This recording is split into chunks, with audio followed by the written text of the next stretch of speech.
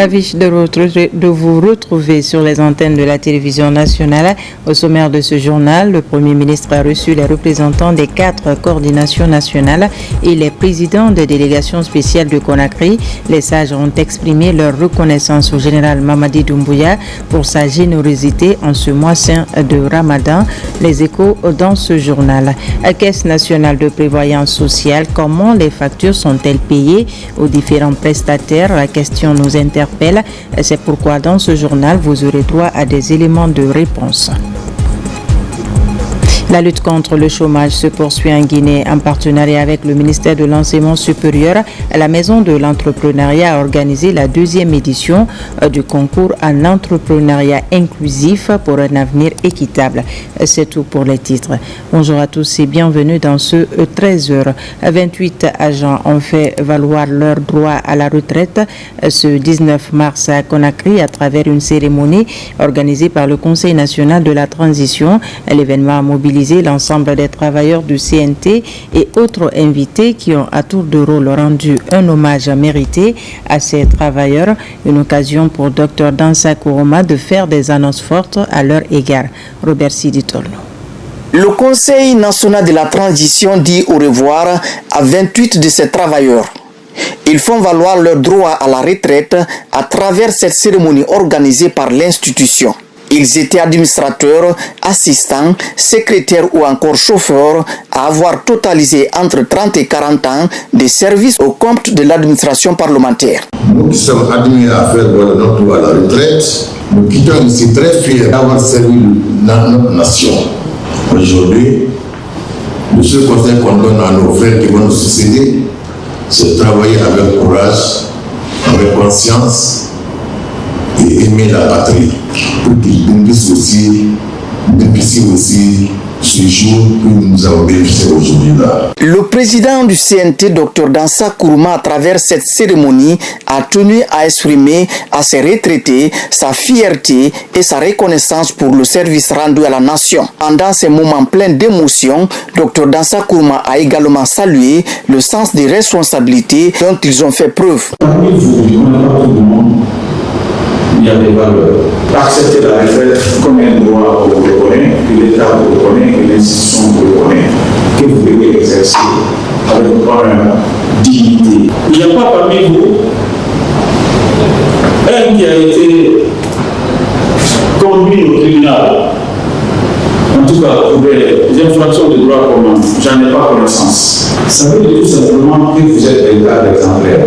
En dépit de leurs droits perçus ce jour 19 mars, le président du CNT, Dr Dansa Kourouma, fidèle à sa vocation, a fait 4 importantes annonces à leur intention. Ils bénéficient de 4 places pour le Hajj 2025, une importante quantité de denrées alimentaires pendant ces mois de pénitence, leur admission au fonds social et 3 mois d'accompagnement salarial. Je vous le disais au sommaire, dans sa feuille d'audience, le Premier ministre a reçu les représentants des 4 coordinations nationales et les présidents des délégations spéciales de Conakry. Il a pour un premier temps reçu les sages qui ont exprimé leur reconnaissance au chef du gouvernement pour les actions posées. C'était aussi l'occasion pour eux de remercier le chef de l'État, le général Mamadi Doumbouya, pour tout ce qu'il a accompli en ce mois béni de Dieu. Dès après, Amadou Ouriba a échangé avec les présidents des délégations spéciales de la gestion des déchets pendant la période des grandes pluies. Ousmane Bangoura, bureau de presse de la primature. Les représentants des 4 coordinations nationales arrivent au palais de la Colombe. Tous sont heureux de se retrouver autour du Premier ministre Amadou Ouriba afin de discuter des questions liées à la stabilité sociale et du vivre ensemble. Au nom des coordinations de Guinée, Elhaj Mahmoudou Kamara, imam ratib de la grande mosquée de Kindia, inspecteur de la Ligue régionale, revient sur le sens de cette rencontre avec le chef du gouvernement.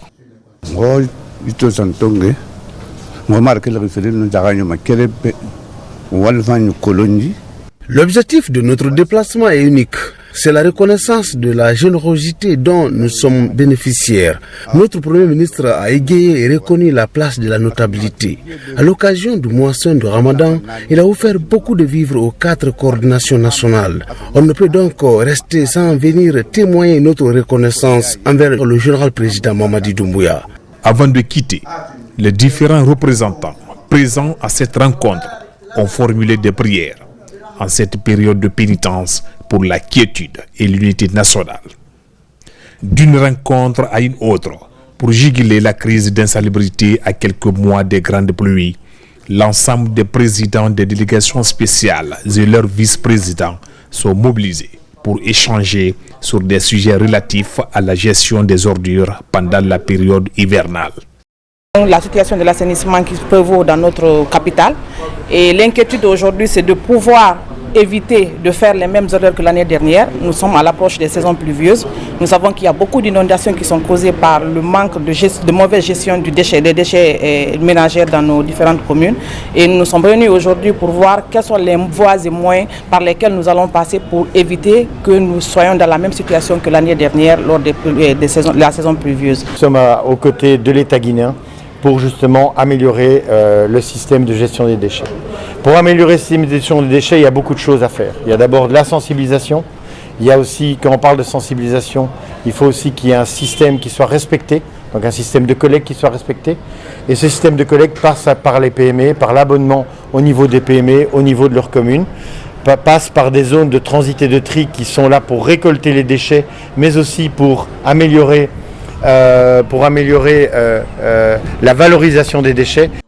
Le directeur de cabinet adjoint de la primature, Lansine Kawa Doumbouya, entouré des responsables en charge de la question d'insalubrité dans la ville de Conakry, envisage déjà des pistes de solutions en vue de l'atténuation des nuisances en faveur des populations.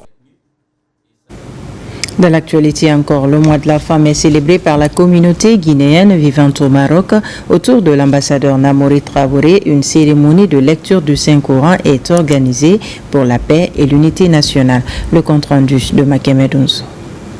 La journée internationale des droits des femmes a été commémorée en différé ce vendredi 14 mars 2025 à l'ambassade de la République de Guinée au Royaume du Maroc.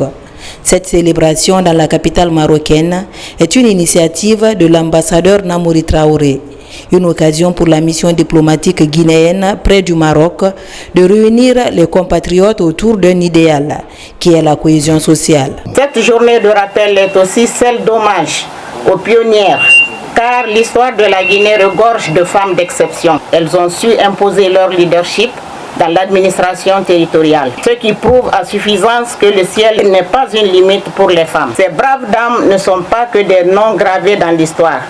Elles sont le symbole d'un combat qui continue et nous devons le mener avec plus de force et de détermination. Ce genre d'organisation est une opportunité pour des Guinéens résidents et même en séjour de se retrouver. Cette forte mobilisation pendant ce mois saint rassure encore l'ambassadeur Traoré de l'unité et l'amour que les ressortissants guinéens ont pour leur nation. Je tiens à saluer la forte mobilisation de notre communauté, en particulier nos sœurs, dont l'engagement et la contribution à la cohésion sociale sont inestimables. Le rôle des femmes guinéennes, ici au Maroc comme partout ailleurs, est central dans l'éducation, la transmission des valeurs et le développement de notre nation. C'est un mois de prière, de pénitence. C'est la raison pour laquelle l'ambassade de la Guinée au Maroc a décidé d'organiser la lecture du Coran en lieu et place d'autres festivités.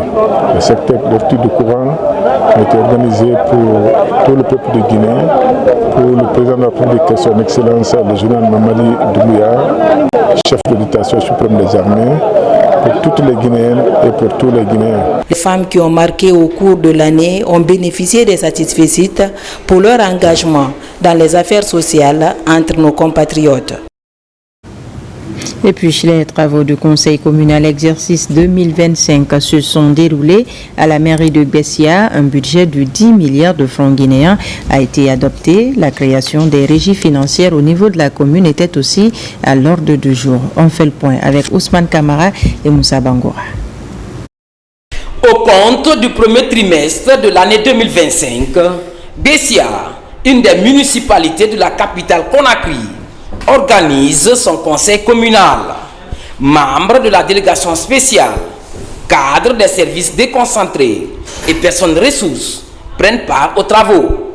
Ils planchent sur l'élaboration du budget local de développement et le projet de création d'une régie financière au niveau de la commune. Le PAI, dans son financement, peut bénéficier aussi de l'apport des partenaires, notamment ANAFIC, Agence nationale de financement des collectivités. Il y a beaucoup de nos actions de développement que nous-mêmes ne pourrons pas supporter à travers ce montant que je viens de vous présenter.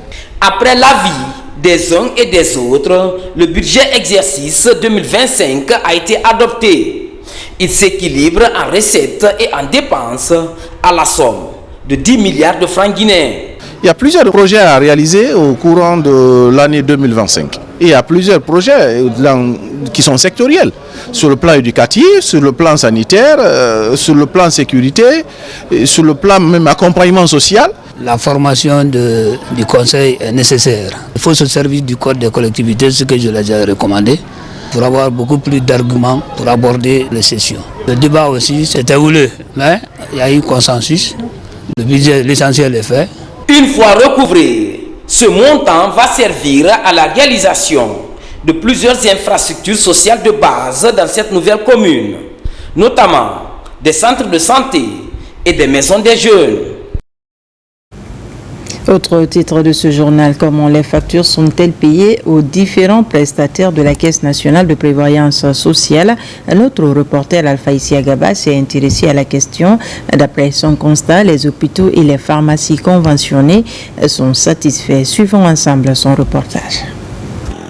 L'assurance maladie, une réalité en Guinée. Dans les hôpitaux publics et les pharmacies conventionnées, les fonctionnaires retraités sont pris en charge à hauteur de 80%. La Caisse nationale de prévoyance sociale pilote l'initiative présidentielle. Au centre médical communal de Ratoma, par exemple, tous les engagements pris sont respectés. En fonction de tout ce qui a été fourni comme service, c'est-à-dire à savoir la consultation, les examens, les médicaments, l'hospitalisation, elle globalise tous ces actes-là et puis elle met la facture globale. Et elle prend cette facture, l'amener vraiment au niveau de la CNPS pour le règlement de la facture. Vraiment, il y a un climat de bonne entente entre le CMC de Ratoma et la direction. Il n'y a pas de problème de paiement jusqu'à date de nos différentes factures. Tous les hôpitaux publics et pharmacies partenaires sont ouverts aux assurés sociaux.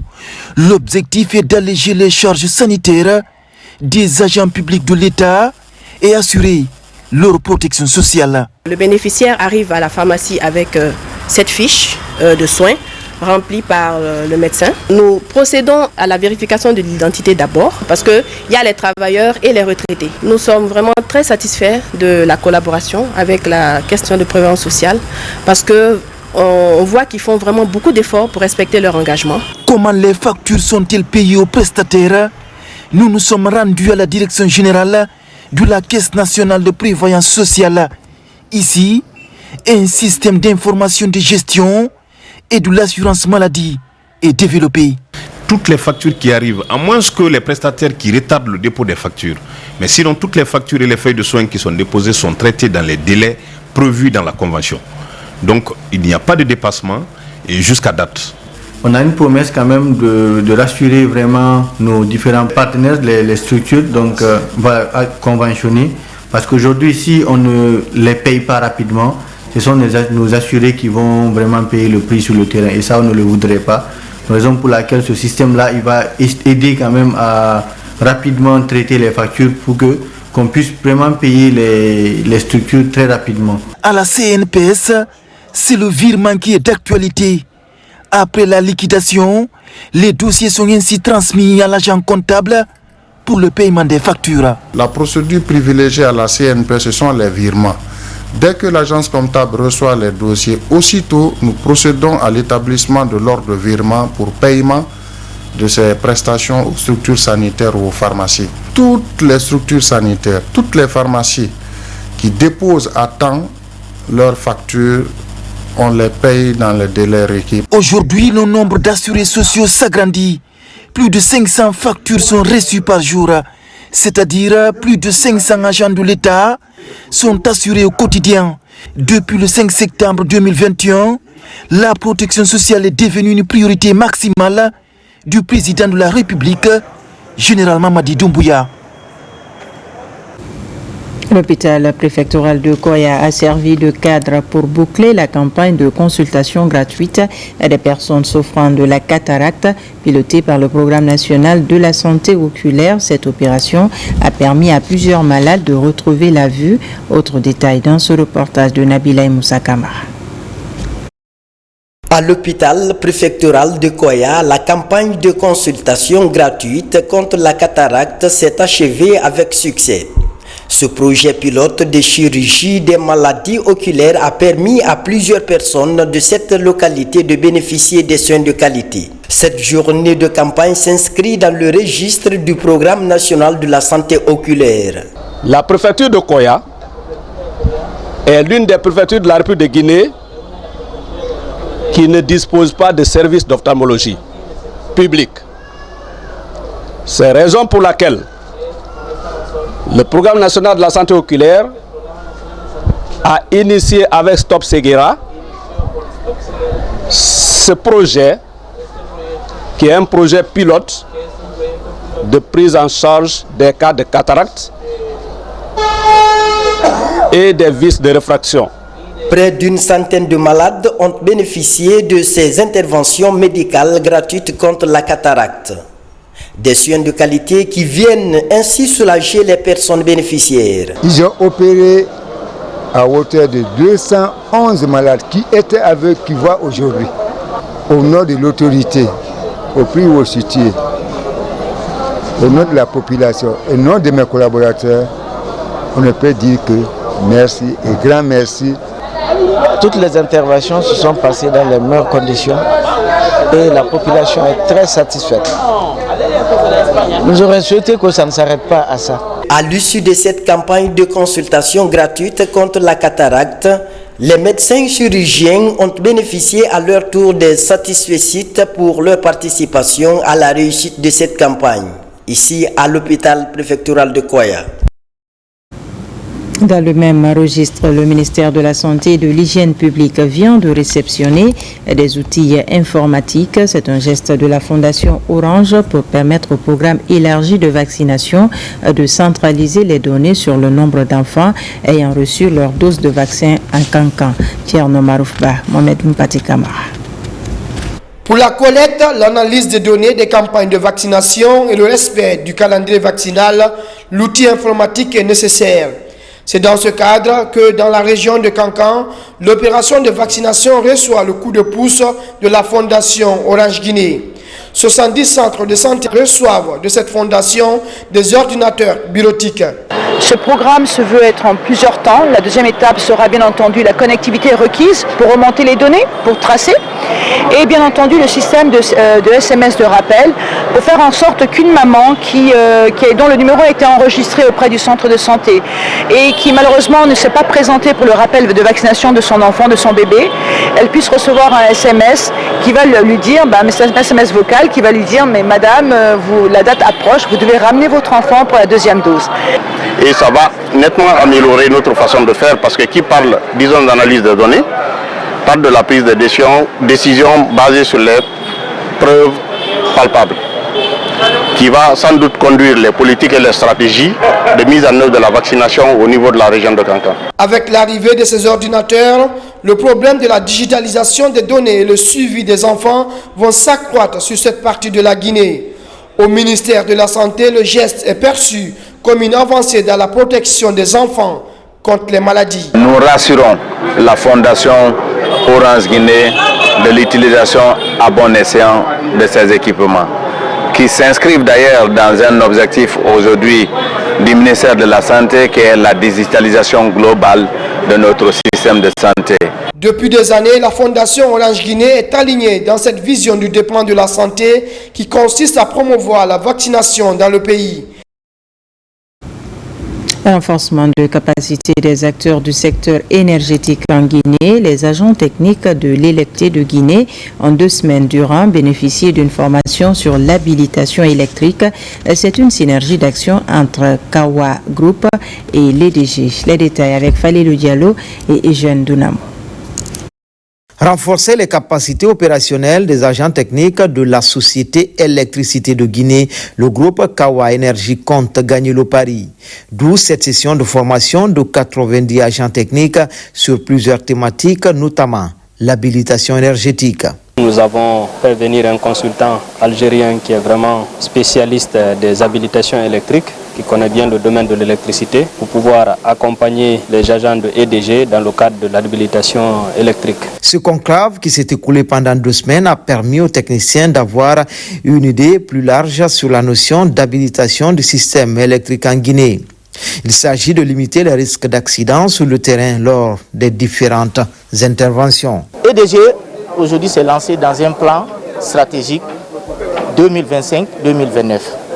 Ce plan stratégique a beaucoup de composantes, des renforcements des capacités qui sera déployé sur les 5 prochaines années pour renforcer les capacités de nos différents agents. Ce n'est pas dit seulement que ceux qui exercent le métier électrique, non.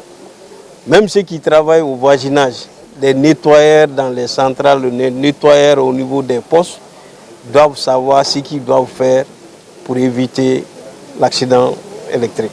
Ces agents sont appelés désormais à une gestion saine et rationnelle du courant électrique. Pour couronner l'exercice, des satisfaits ont été remis aux participants. C'est une synergie Kawa Group et Électricité de Guinée. Un bel exemple de réussite du partenariat public-privé pour rehausser le niveau du personnel de la dite société. La lutte contre le chômage se poursuit en Guinée en partenariat avec le ministère de l'Enseignement supérieur. La Maison de l'Entrepreneuriat a organisé la 2e édition du concours en entrepreneuriat inclusif pour un avenir équitable. Une quinzaine de projets d'impact social et économique ont été enregistrés et 10 seront retenus pour les prochaines étapes. Moulay Souma, Mounir Varish. À Conakry, les lampions se sont éteints sur la 2e édition du concours entrepreneurial inclusif pour un avenir équitable. C'est une rencontre intellectuelle qui regroupe essentiellement les jeunes diplômés et des étudiants entrepreneurs de la capitale. Son objectif est de promouvoir l'esprit entrepreneurial au sein de la jeunesse guinéenne afin de booster l'économie nationale conformément aux idéaux des autorités de la transition. Nous avons une maison d'entrepreneuriat qui ne cesse de recevoir, d'encadrer et de former les jeunes étudiants entrepreneurs. Pour la 2e édition, il y avait au départ une trentaine de projets et une présélection a choisi une dizaine de projets qui ont participé à la phase finale. Les étudiants ont très bien travaillé sur leurs projets et là, si on avait la possibilité, on allait sélectionner les 10 projets. Mais nous sommes partis par exemple sur la base de l'innovation, de l'impact social et environnemental, sur la base de la pertinence du projet, de la faisabilité et surtout la présentation du projet. Cette compétition vise à créer un climat idéal pour qualifier davantage l'écosystème numérique et l'innovation en Guinée. À tour de rôle, ces candidats présentent leurs projets aux membres du jury pour approbation. Des innovations technologiques sont mises à profit tout en répondant aux exigences internationales. Chacune des équipes finalistes a démontré une capacité impressionnante à analyser les défis de notre société, identifier les opportunités et proposer des solutions adaptées, inclusives et innovantes. Je suis ému et très content d'avoir rapporté ce prix parce que c'est quelque chose qui me tenait beaucoup. L'idée de faire une couveuse est venue à partir de là. J'ai pu réaliser ça avec mon cofondateur. Nous avons mis la start-up en place avec les concours dans les universités. En créant l'émulation, ces concours encouragent l'entrepreneuriat pour impacter positivement les communautés et favoriser l'insertion socio-économique des jeunes Guinéens. Clôture de la 3e édition du concours Oser entreprendre en Guinée, une initiative de l'ONG Univers Jeunes pour contribuer à l'autonomisation de la couche juvénile. Cette année, 200 jeunes venus des 4 régions naturelles ont bénéficié d'une formation en art culinaire. Autre précision avec Younous Atawel Kamara.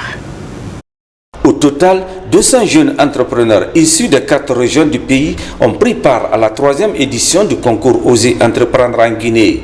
Une initiative de l'ONG Univers Jeunes qui participe à sa manière à l'autonomisation des jeunes. Cette année, le concours est axé sur l'art culinaire. Après une évaluation rigoureuse, les projets les plus innovants sont retenus au compte de chaque région. Pour accompagner les lauréats dans leurs activités, l'ONG et ses partenaires leur offrent ce kit culinaire. Nous avons eu le privilège d'accompagner 200 jeunes, de leur offrir des formations de qualité en cuisine occidentale et en entrepreneuriat et d'identifier 4 projets innovants qui bénéficieront d'un accompagnement technique et financier. Le département en charge de la jeunesse et quelques entreprises privées ont accompagné ce projet d'entrepreneuriat jeune.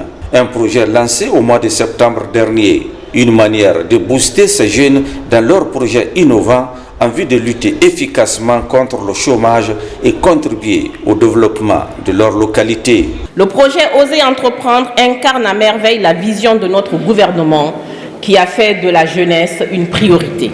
Elle œuvre sans relâche avec cette jeunesse-là pour lui trouver des opportunités concrètes d'insertion socio-économique et professionnelle et afin de leur permettre de participer au développement de notre cher pays. Vous êtes désormais des professionnels qualifiés, prêts à relever le défi, à saisir l'opportunité qui s'offre à vous, que vous avez choisi de travailler dans un restaurant ou de lancer votre propre entreprise. Je suis convaincu que vous saurez faire briller votre talent et contribuer à la réussite de la restauration.